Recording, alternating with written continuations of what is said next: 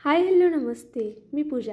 मी आणि बरंच काही या यूट्यूब चॅनलवर तुम्हा सगळ्यांचंच अगदी मनापासून स्वागत करते. आज आपण खेकडा भजीलासुद्धा मागे सारेल अशी एक भजी पाहणार आहोत.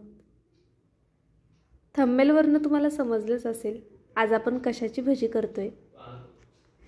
आळूच्या पानांच्या वड्या नेहमीच करतो, पण कधी कधी असं वाटतं ना काहीतरी झटपट खावं.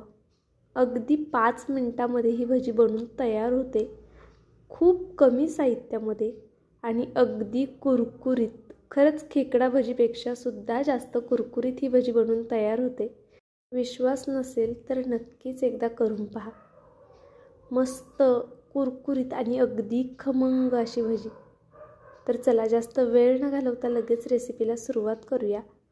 नवीन असाल तर पटकन एक सबस्क्राईब करून घ्या आणि व्हिडिओला लाईकसुद्धा करून घ्या, कारण की ही भजी तुम्हाला आवडणार याची मला 100% गॅरंटी आहे. तर आता इथे रेसिपीला आपण सुरुवात केलेली आहे. मेन जिन्नस तो म्हणजे आळूची पानं. ही 3 आळूची पानं आहेत मीडियम साईजची. ती मी उभी अशी कट करून घेतलेली आहेत. खूप जास्त आळूची पानं याला लागतसुद्धा नाही. आता एक कांदा कट करून घेतलेला आहे मी उभा, जसा आपण खेकडा भजीसाठी कट करतो ना अगदी तसा. त्यानंतर इथे 4 ते 5 लसणाच्या पाकळ्या ठेचून चिरून घेतलेल्या आहेत आणि भरपूर अशी कोथिंबीर घ्यायची आहे. खूप बेसिक साहित्य आहेत. आता इथे आपण धना पावडर घालूया. त्यानंतर अगदी थोडीशी हळद घालायची आहे आणि चवीसाठी तिखट घालायचे. तुम्ही मिरच्या बारीक चिरून घातल्या किंवा मिरचीची पेस्ट करून घातलीत तरी चालणार आहे. इथे ओवा हातावरती कुस्करून घातलेला आहे मी. त्यानंतर पांढरे तीळ घालायचे आणि त्यानंतर आता आपण कॉर्नफ्लॉवर घालूया यात. तर कॉर्नफ्लॉवरचे 2 चमचे घालणार आहे मी. कॉर्नफ्लॉवर नसेल तर तांदळाचं पीठ घेतलं तरीसुद्धा चालेल. आता बेसन पीठ घालायचं आहे आपल्याला. कॉर्नफ्लॉवरमुळे काय होतं, भजीला एक कुरकुरीतपणा येतो, त्यामुळे तो स्किप करू नका. कॉर्नफ्लॉवर किंवा मग तांदळाचं पीठ आवर्जून घाला. बेसन पीठ घातलेले मी 3 चमचे आणि चवीनुसार मीठ घातलेले. जर लिंबू असेल तर नक्कीच घाला. लिंबामुळे सुद्धा एक आंबट असं टेस्ट येते आणि आळूवडी म्हटलं की थोडंसं काहीतरी आंबट असेल तर छान वाटतं अजून खायला. तर लिंबू घाला किंवा मग चाट मसाला घाला. आता इथे पाण्याचा थोडासा हात घेणार आहे मी, असं अगदी थोडं पाणी घ्यायचं आहे आणि हे पीठ छान मळून घ्यायचं आहे. पाणी एकदम घालायचं नाही आपल्याला. आधी कांदा आणि कोथिंबीरला बऱ्यापैकी पाणी असतं, त्यातच पीठ आधी मळायचं.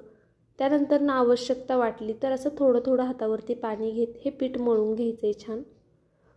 आणि जर तुम्हाला बेसन पीठ किंवा कॉर्नफ्लॉवर कमी वाटलं नंतरनं तर मग थोडंसं तुम्ही ॲड करू शकता. आता इथे मी बेसन पीठ ॲड करते थोडंसं, कारण की मला पीठ थोडं जास्त कमी वाटत होतं, त्यामुळे मग मी पुन्हा थोडं 1 चमचाभर बेसन पीठ घातलेलं आहे. ही भजी खूप जास्त कुरकुरीत होते आणि अगदी कमी साहित्यात आणि झटपट होणारी आहे. जास्त मेहनत नाही आहे. मेन म्हणजे अगदी कोणीही करू शकतं. आता ही तळायची कशी मेन ते सुद्धा मी तुम्हाला दाखवते. इथे चेक करायचं तेल तापलं आहे का. तेल मीडियम गॅसवरतीच तापवून घेतलेलं आहे मी आणि आत्तासुद्धा गॅस मीडियमच आहे. खूप मोठा गॅस करायचा नाही किंवा खूप बारीकसुद्धा ठेवायचा नाही. जर खूप लहान असेल किंवा म्हणजे कमी असेल गॅस तर मग भजी तेल पितात आणि खूप मोठा केला तर त्या पटकनी करपू शकतात. त्यामुळे मीडियम गॅसवरच आपल्याला ह्या भज्या तळून घ्यायच्या. ते तुम्ही जर नोटीस केलं असेल तर आपण यामध्ये सोड्याचा अजिबात वापर केलेला नाही आहे. ह्या भजीला सोडा लागत नाही अजिबात. आता अशा पद्धतीने ही भजी सोडून घ्यायची आपल्याला. जशी आपण कांदा भजी सोडतो ना अगदी त्याच पद्धतीने ही भजी आपल्याला तेलामध्ये सोडून घ्यायची आहे. खूप पटकनी होतात. कांदा भजीला तरी थोडाफार वेळ जास्त लागतो मी म्हणेल, पण ही भजी खूप पटकनी होते आणि खायलासुद्धा तितकीच कमाल लागते. ही एका साईडनी भाजून झाली, तेल थोडं शांत झालं ना बुडबुडे त्याचे, की मग दुसऱ्या साईडनी पलटी करून घ्यायची आपल्याला अशी. म्हणजे मग काय होतं, दोन्ही साईडनी व्यवस्थित ती छान भाजली जाते.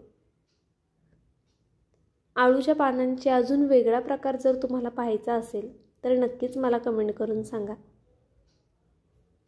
आता ही भजी आपण काढून घेणार आहोत. अगदी व्यवस्थित आणि सुंदर असा कलर आलेला आहे. तुम्ही जर पाहत असाल तर खूप जास्त छान कलर आला आहे ह्याला. तर या स्टेजला ही भजी आपल्याला काढून घ्यायची आहे आणि खूप कुरकुरीत होतात खरंच. त्याच्या दिसण्यावरूनच तुम्हाला समजलं असेल की ती किती कुरकुरीत असेल. आता दुसरी बॅच घालताना सुद्धा गॅस मिडियमच ठेवायचा. संपूर्ण भजी आपल्याला मिडियम गॅसवरच तळायची आहे. अजिबात गॅस फास्ट किंवा कमी करायचा नाही. मिडियम ठेवूनच आपल्याला सगळ्या भाज्या तळून घ्यायच्या. ते व्हिडिओ जर तुम्हाला थोडा जरी आवडला असेल तर नक्कीच एक लाईक करा. नवीन असाल तर सबस्क्राईबसुद्धा करून घ्या. सोबतचं बेल आयकनसुद्धा प्रेस करा जेणेकरून माझे व्हिडिओ सगळ्यात आधी तुमच्यापर्यंत येतील. आता इथे दुसरी बॅचसुद्धा आपली तळून झालेली आहे. अशा पद्धतीने मी सगळी भजी आता आधी तळून घेते आणि मग तुम्हाला दाखवते आपली भजी किती कमाल झाली आहे ती. तर इथे पहा आता संपूर्ण भजी तळून झालेली आहे माझी. ही भजी 2 माणसांसाठी इनफ आहे चहासोबत.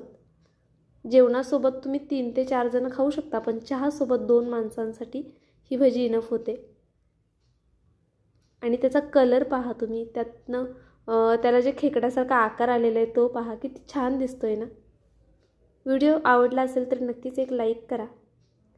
माझा व्हिडिओ संपूर्ण पाहिलात त्याबद्दल खरंच खूप मनापासून धन्यवाद. उद्या एक छानसा व्हिडिओ घेऊन पुन्हा हजर राहीन. तोपर्यंत bye. Thank you so much for watching.